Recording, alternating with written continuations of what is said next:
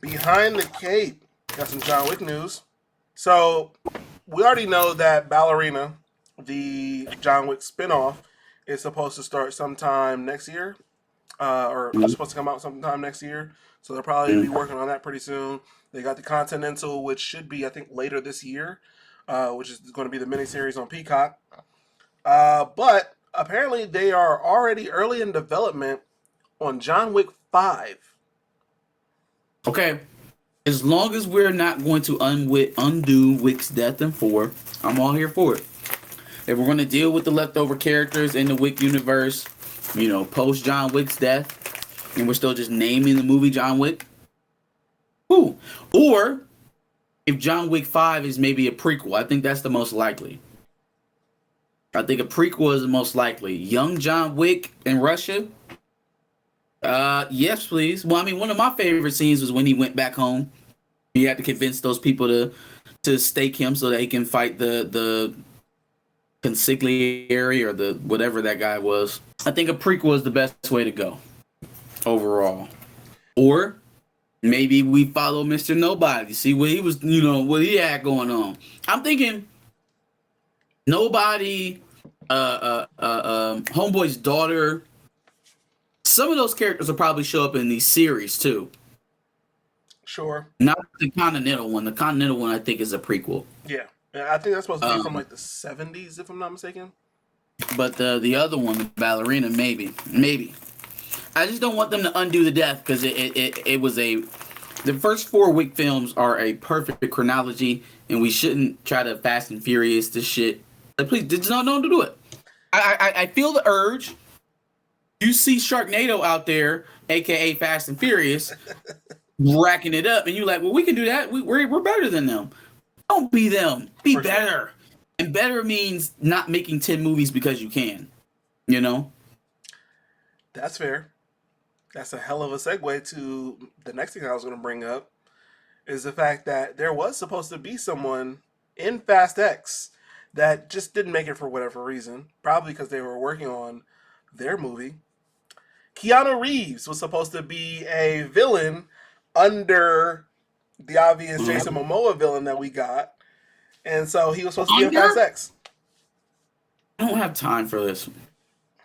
I don't have time Keanu for this. Reeves, John Wick was supposed to be in Fast X. I'm Vin here for it. Diesel is turning the Fast and Furious into the Expendables. Like slowly and surely, it's becoming the Expendables.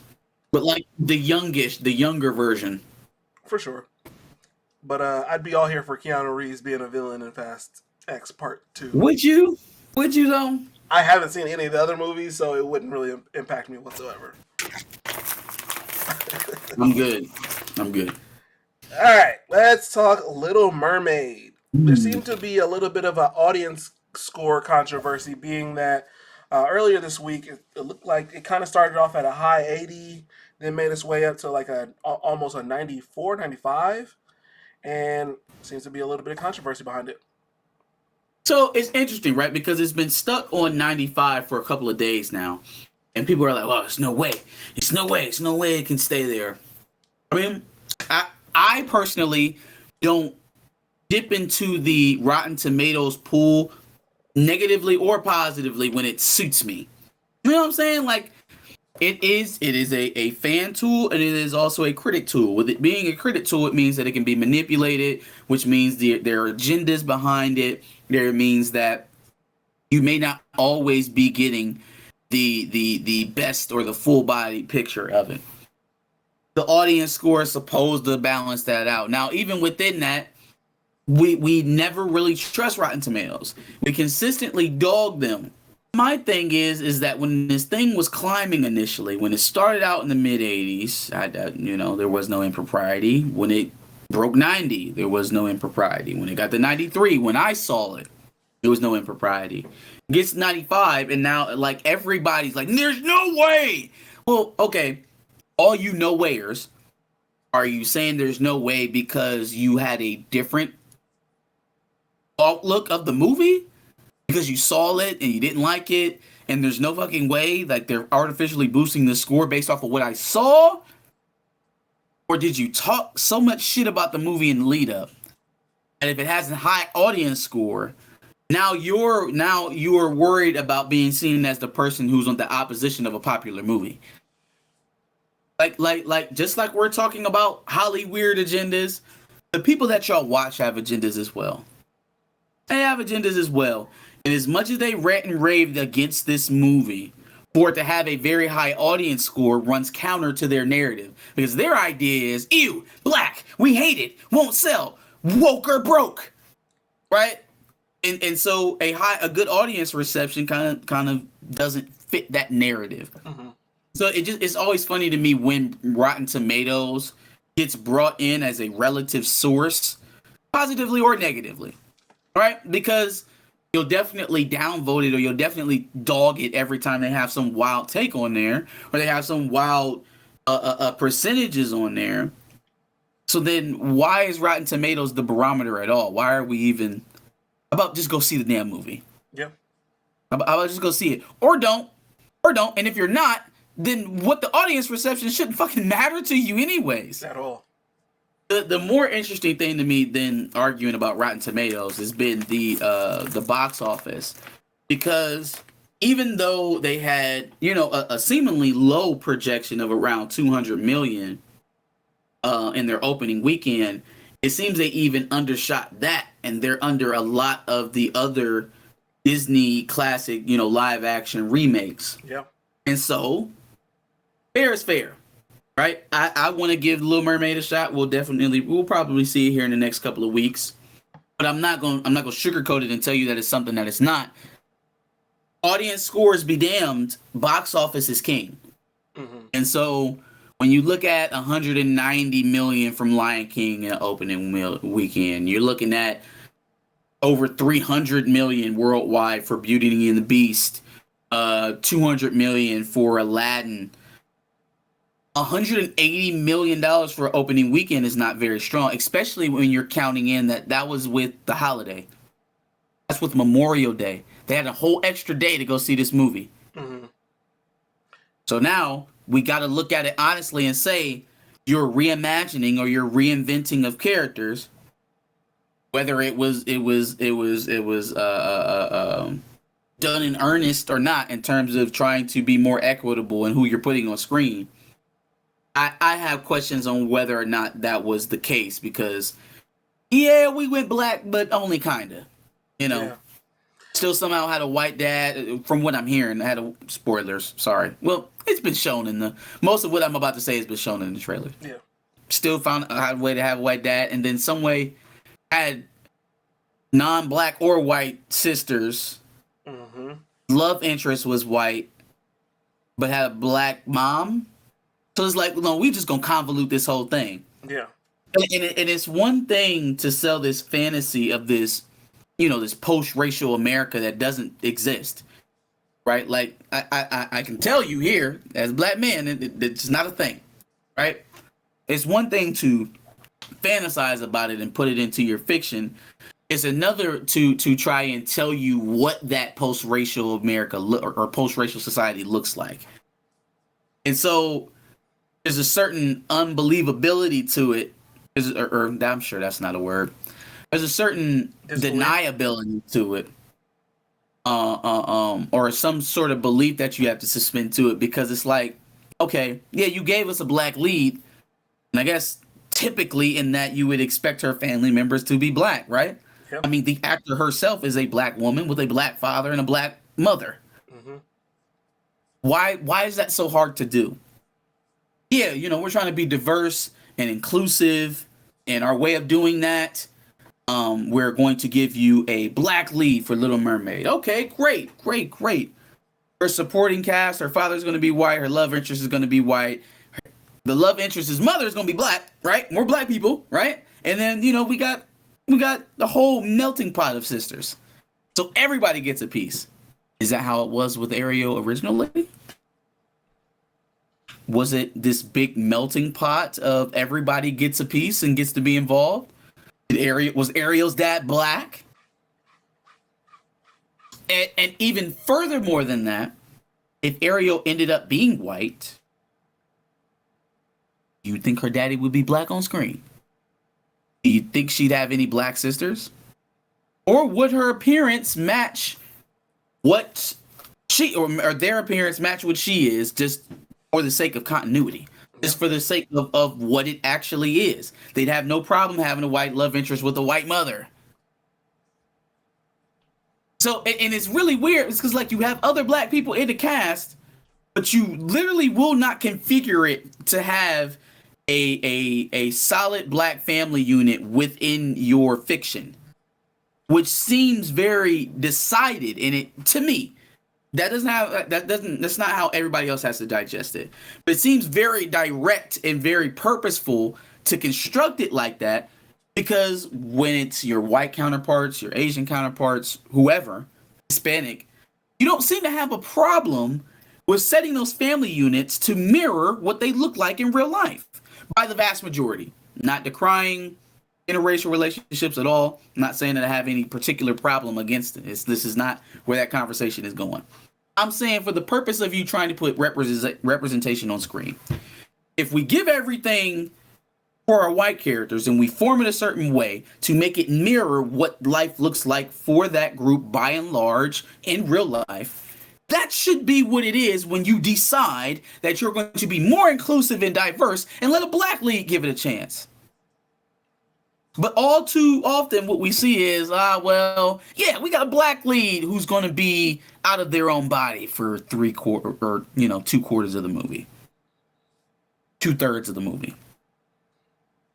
Or we get one that, is just, kind of black. Black, but, with a little bit of caveat. Yeah. Or is black, but, family isn't black. Because then we have to turn the inclusion all the way up to 100. And so now instead of a black family unit being introduced in a Disney live action movie that's expected to earn $1 billion, because we know they have their problems marketing her in China, right? Got to be a little bit lighter when we're giving it to Korea and China and Japan and all of those markets, right? Because that's our version of diversity and inclusion. We'll have this black lead that will whitewash in marketing overseas just to sell the movie. So am I not to believe that went into account when you were casting her family in the movie? You already lightened her skin in promotion for your Asian market overseas to sell the movie.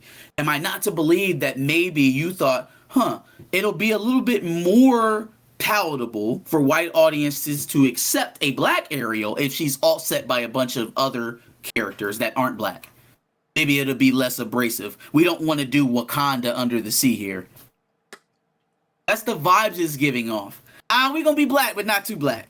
This isn't one of those things. Yeah. We don't want to be Madea over here. Which would get you $1 billion in the box office. Nah, so don't talk to him. Don't tell him nothing. Don't say nothing to him. Because the only money that they're making domestically is coming from black people. Is what I believe. I don't have no data on that, but that's just my summation. No, it's the excitement around Halle Bailey being Little Mermaid. Yeah. And that's mostly coming from young to middle-aged black women. Agreed. Is what it is. I'm willing to want to make the thumbnail Little Mermaid 95 audience score, and it's going to say woke works ? No, we got a bigger story than that. The Flash is supposedly projected to start off with a $70 million opening, but if anything like Aquaman, it should balloon out to be a little bit more eventually, probably through things like word of mouth. I'm sorry, 70 million? 70 million. That don't sound too hot to me. It does not. That don't sound too hot to me. That sounds pretty bad, actually. Imagine making a movie for 9 years, and then it finally comes out, and you made $70 million. Yeah, no. That's just domestically, though, right? That's domestically? Yes, I believe that is domestic. Okay, so maybe okay. So, all right, we're talking about Little Mermaid. Little Mermaid made $38 million domestically. They made $184 million in the first weekend, but that's with 4 days. That's with an extra day with Memorial Day. So with 3 days, $70 million.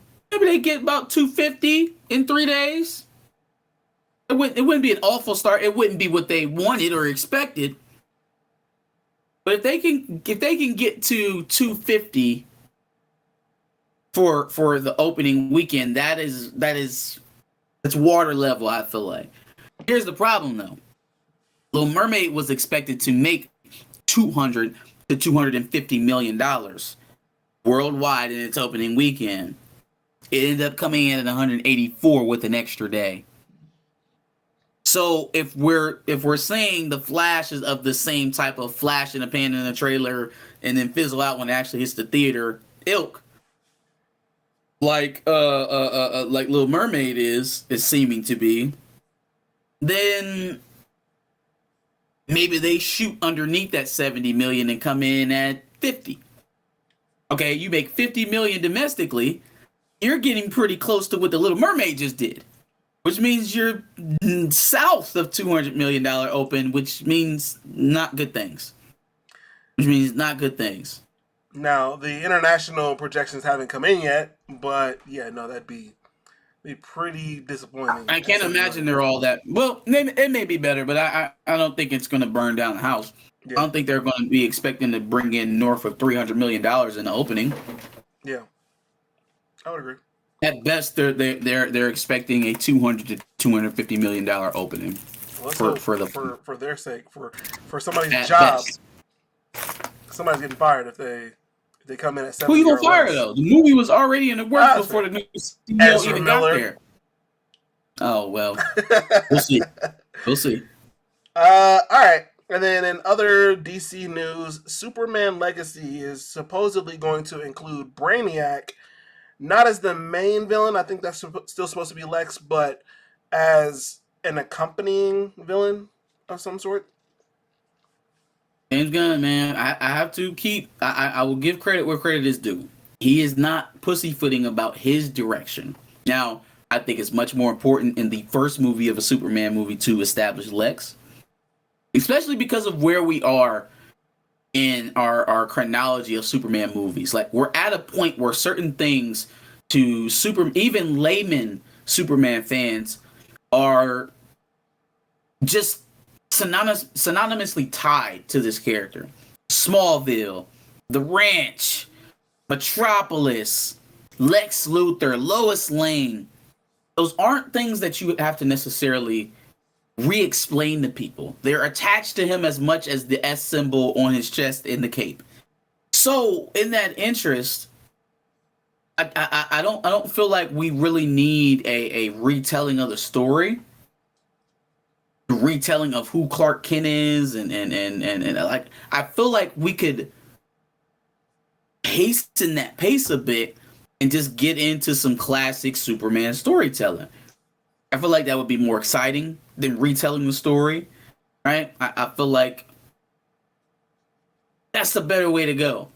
James Gunn seems like he's going to start us off with Krypto, and we're going to be fighting Brainiac, and we're going to be talking about how he deals with his Kryptonian royalty and balances out being a normal person.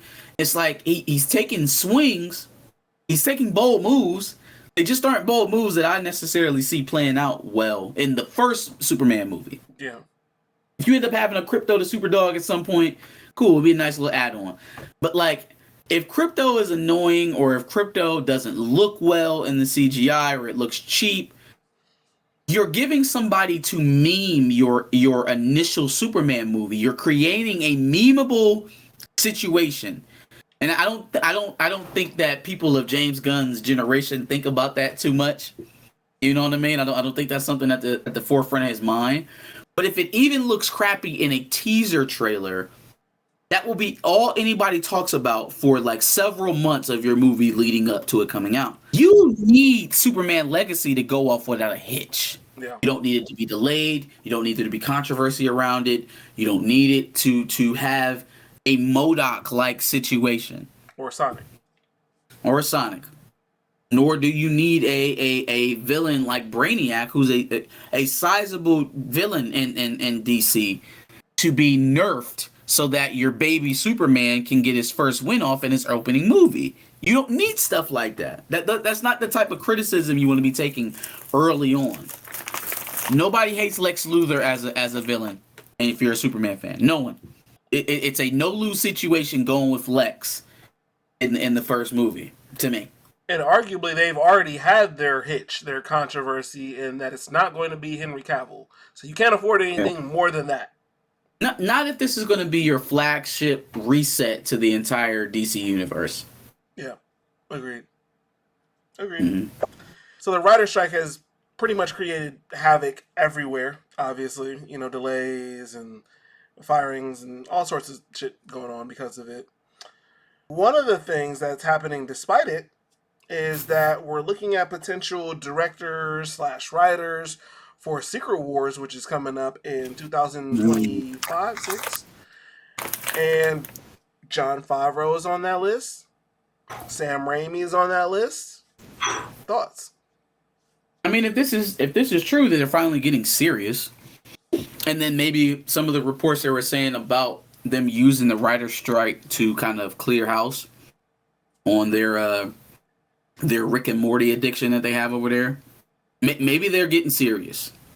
I'll take each at one of a time. Raimi, I think Multiverse of Madness, outside of No Way Home, was the shining achievement of Phase 4 for sure. Well, WandaVision and Multiverse of Madness, those two things where seemingly no one was talking to each other at all, but somehow ended up being the two best things out of the phase. That alone gives Raimi the kind of gravitas to say, okay, maybe he's ready for more. Maybe he can build something for us similar to how the Russos went from Winter Soldier all the way up to Endgame. Winter Soldier, Civil War, Infinity War, Endgame. Like that kind of arc for a Sam Raimi type, I think fits. I'm not saying he's going to be the best. I am saying he's absolutely not going to be the worst. And he's infinitely more competent as a director, as a writer, than a Jeff Loveness. You know what I mean? Like infinitely. It's not even comparable. So yeah, man. I would like Raimi. I think if we are serious about doing this right, I actually heard John Watts' name thrown around too. I'm like, why fire him off of Fantastic Four just to bring him on in Secret Wars? That I would say fuck y'all. But Raimi's the bar. Raimi is the bar. Like they like if it's not going to be Raimi, you can't get a director worse than Raimi. You should only be shooting up for Raimi. So now Favreau end up above that bar? Yes, and here's why. Because Favreau, more than Raimi, has shown that he is able to world build. He's able to tell an overarching story left alone and unimpeded by meddling from certain executives and sabotage from, once friends. He's able to tell a good story. Favreau also, first of all, Favreau gonna be in Secret Wars either way. It's Happy Hope. Sure. But I think he is capable, and I also think he's a little bit more in tune to the MCU than we give him credit for, helping make a lot of those and produce those early Iron Man films. So I would love to see Jon Favreau get blessed out of purgatory over there at Lucasfilm. But the only thing is now that would come with him delegating or straight up walking away from his Lucasfilm obligations, and that's tough, right? If you're saying like, all right, well, Bob Iger stepped in, he's going to alleviate him of his Lucasfilm duties. We're going to bring him over to the MCU to help him fix that. Man, I can't imagine that Kathleen Kennedy survives that. Right? It's one thing to have all of these outside talents come in and then not work with you, and you fire them and you leave them on the projects for so long, and then end up firing them and start over and delays the project. All of that rigmarole is one thing for external resources that you're bringing in. Sure. For an in-house guy like Jon Favreau, proven talent, to leave you while your studio's in shambles, Go over to a neighboring studio within the company, save them while you're still floundering. I mean, there's nothing more. There's that is the text. That's the definition of writing on the wall. It doesn't get any more poignant than that. It's you. It's you. It's always been you. It's not even just the talent, the external talent. Like Favreau got hired under Iger, I believe. Yeah. I think he got hired under Iger. Was getting a little bit of probably a little bit more stronger protection under Chapek, and is still, I think, has the reputation in the company that they don't want him to just walk. I heard a lot of that lately, like, oh, well, Favreau might just walk. He might just be checked out. I don't think he's that kind of guy. Now, has he checked out of writing at The Mandalorian? Maybe. I don't think he's so down that he's just going to commit career suicide and just put out shitty content from now on. I don't think that's what's going to happen. So, but Favreau doing Secret Wars, I like. That makes it a higher likelihood that we get a return of RDJ, I believe, if Favreau's doing it, if he's at the helm. Plus, it just puts a responsible driver back in front of the ship. Mm-hmm. You know, we're no longer going to be expecting people who are writing basically sketch comedy with animation to be writing, you know, an MCU movie. Yeah. Right? And it may sound ridiculous to some people that distinction is even worth noting. But if you know, then it absolutely does, and it makes a difference. Having a responsible person who cares about storytelling and character at the helm. Mm-hmm. They got to give him his berth. They have to give him his runway. They have to let him do what he wants to do. Get the hell out of his way. Stop basically writing the scripts for the directors now that we know that that's a thing. Now that it's been as much as confirmed. Get the fuck out of the way, Kevin. Get out of the way. We'll see if that actually happens, though. But if you're hiring the talent, why isn't it happening? I mean, that's exactly it. Like, because otherwise, now I'm seeing, you know, some of these Kathleen Kennedy stories. Are you just purchasing prospective competing scripts so that other studios don't get the chance to rewrite them under other properties and IPs? Are you getting these creatives through the door? Your J.J. Abrams, your David Lindelofs, having them write these scripts for you so you can sit on them and do what you want to do without the worry of somebody recreating this better story under somebody else's studio, under another IP. I mean, you got Dune, Star Trek is still out there. There are new sci-fi franchises kicked off every couple of years. She doesn't want David Lindelof out there floating with his new Jedi, Yahya Abdul-Mateen idea and take it on to Dune or take it on to Warner Brothers on some other, or Paramount or Universal on some other sci-fi movie where it could apply. Mm-hmm. Is it better for us to just buy it and fake like we're actually going to do it and just sit on the script because now we've bought it and cut him, keep the script, and then go on and do my own Rey thing? It's like, what are you doing at that point? Let the talent do what you hired them to do. You bought the story, so let them tell it. Makes the most sense. And that's Lucasfilm and MCU. Mm-hmm. Even Kevin Feige with some of his tinkering, like, that shit has not proven to work. It has not proven to work for a long time. Yeah. So it's enough of all hell Kevin Feige. Like, no, fam. He got to get his ass in line too, because once Kathleen Kennedy eventually gets the boot, the eyes are going to turn to someone, fam. She's soaking up all the hate right now. Yeah. Sure. But the longer we go without a successful MCU project, Disney Plus or theatrically, the more the attention is going to start to turn. Like, Kathleen Kennedy is almost 80 years old. Whether she's there through the end of her contract or not, or she gets renewed, she's not going to be there very much longer. We're going to have to start looking at somebody else to atone for this failure. Kevin, you're not too far off of it right now. You're already getting criticism. It's just that the Kathleen Kennedy train is burning gloriously, and it's taking all of our eyeballs. So we'll be on you soon. You better clean up before they have a chance to change your direction. Absolutely. Ready for some fun topics? Sure. She-Hulk has apparently been submitted to the committee for the Emmys. for up to 19 different categories, including Outstanding Comedy Series, Oh, Lead it was an Actress, outstanding comedy for sure. If they were going for satire, they landed it. Lead Actress, Supporting Actress and Actor, Guest Actor in a Comedy Series, Cinematography for a Single Camera Series. Guest actor in a comedy series for Meg The Stallion's part. No, I think it was Daredevil and the Hulk, maybe? If I'm not mistaken. Oh, that was Emmy worthy. Okay, so got again. There we have it. This is what Disney sees as being Emmy worthy. Their most controversial, probably lowest rated television show of the entire year, and that's what they give you for Emmy consideration. They could have went Kamala Khan. They could have went Hawkeye.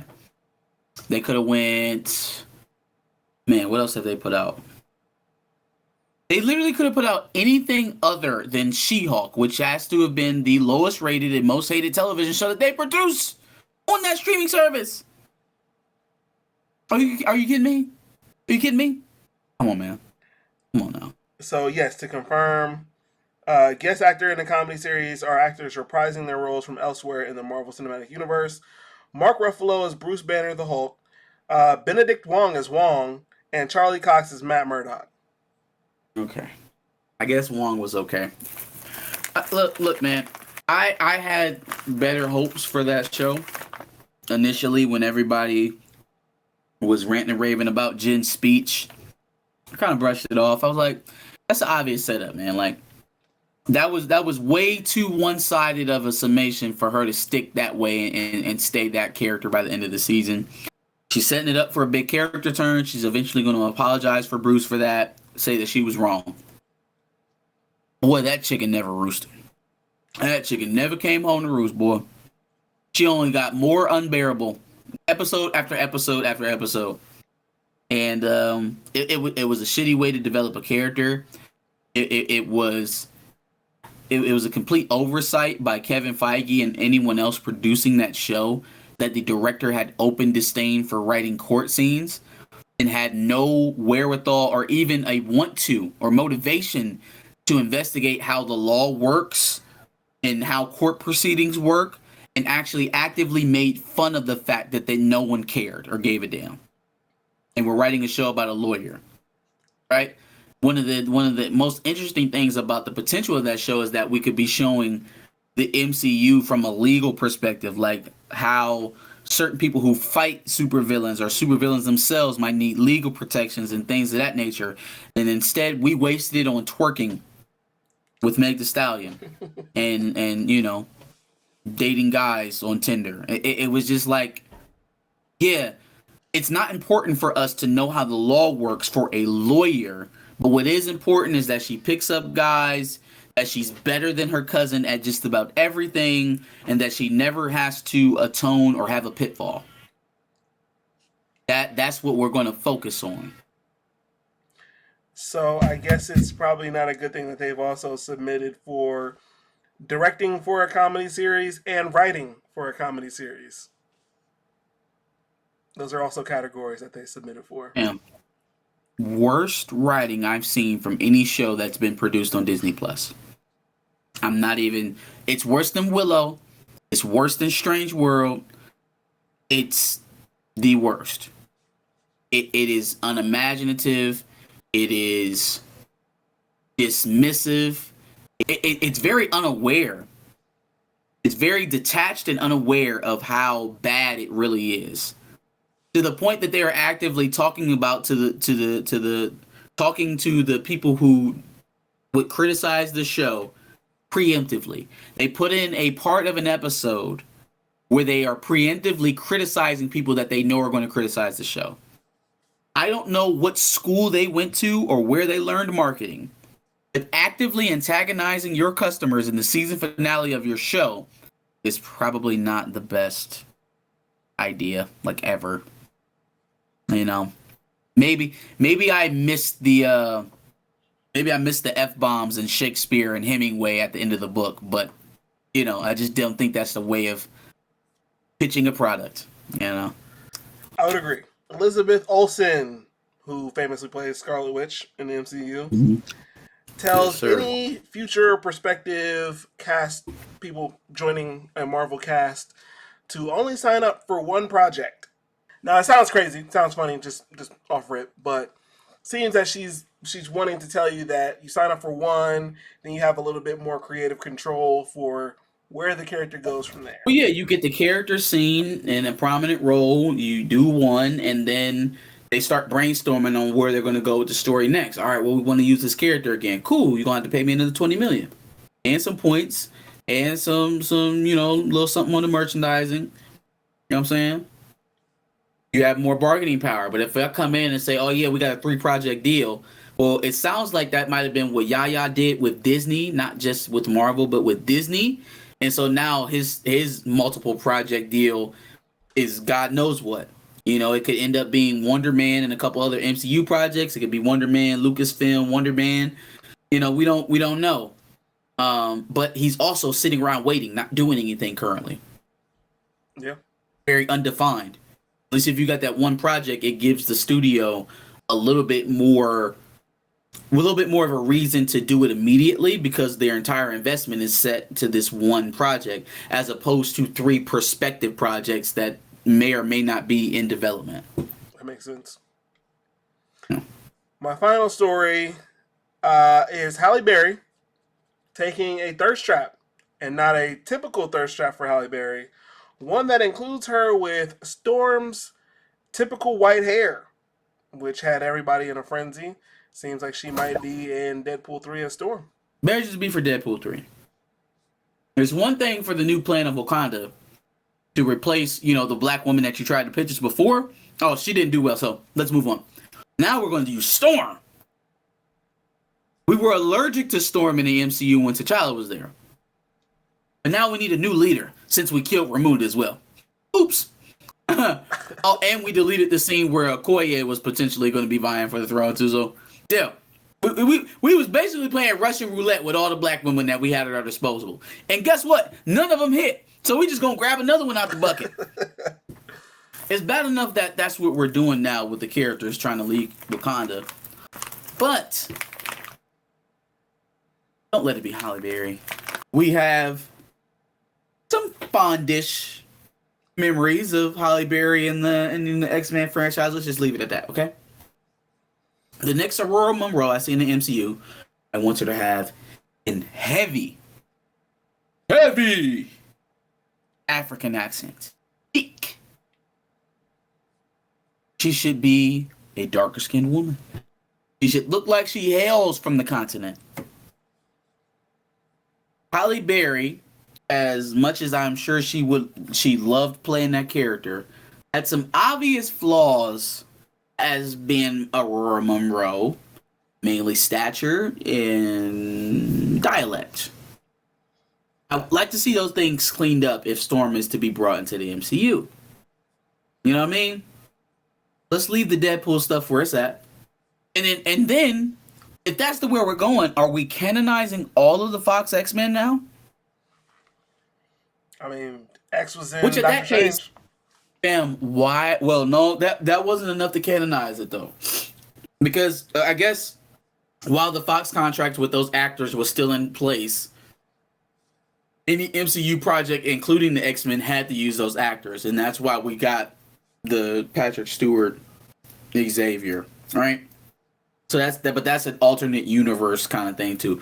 If we're going to canonize them and bring in the Fox X-Men as this universe is the MCU's X-Men, why the fuck did we waste all this time? Because my thinking was they were trying to get away from having to use those actors. So they're just going to take the 5 years and just wait to develop something. Yeah. Why did we waste all this time if we was going to use them actors anyways? You was going to put Halle Berry Storm in Wakanda. Stop playing, man. Like, this just seems like incompetence at this point. You think that there's some strategy to it until you realize, like, they chasing their tail just like anybody else.